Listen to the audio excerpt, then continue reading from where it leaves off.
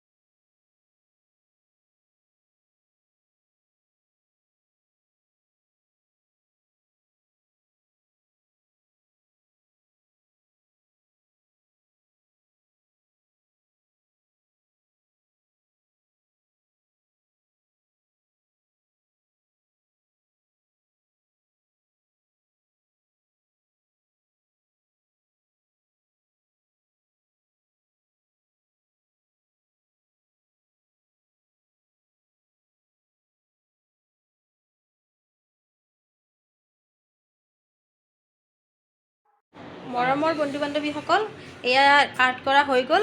দেখুৱাই দিছোঁ কেনেকুৱা হৈছে দেখিবলৈ। জনাবলৈ একেবাৰে নাপাহৰিব। আমাৰ এওঁৰ বেলেগ অভিপ্ৰায় নাই, মানে আমাৰ ছোৱালী মাহিৰাক 3D আৰ্টৰ প্ৰতি আকৃষ্ট কৰাৰ কাৰণে তেওঁ এই প্ৰচেষ্টাটো হাতত লৈছে, যাতে ছোৱালীও এই ক্ষেত্ৰত আগবাঢ়ি যাব পাৰে। এওঁ কোনো আনুষ্ঠানিক শিক্ষা গ্ৰহণ কৰা নাই আৰ্ট কৰাৰ ক্ষেত্ৰত। তেওঁ নিজেই ঘৰতে এনেকেই আৰ্ট কৰিবলৈ লৈছে। এয়া ফাৰ্ষ্ট আৰ্ট কৰিছে, সেয়া মই আপোনালোকলৈ ভিডিঅ'টো আগবঢ়ালোঁ। আপোনালোকে জনাব কেনেকুৱা হৈছে, এওঁক আগবাঢ়ি যোৱাত সহায় কৰিব। আপোনালোকৰ উৎসাহ পালে আকৌ এনেকুৱা 3D আৰ্ট আপোনালোকৰ মাজলৈ মোৰ চেনেলৰ যোগেদি আগবঢ়াম। চাওকচোন কেনেকুৱা হৈছে দেখিবলৈ। ঠিক আছে তেনেহ'লে আজিলৈ ইমানতে। Bye bye. আকৌ নতুন এটি ভিডিঅ' লৈ অহাৰ আশাৰে।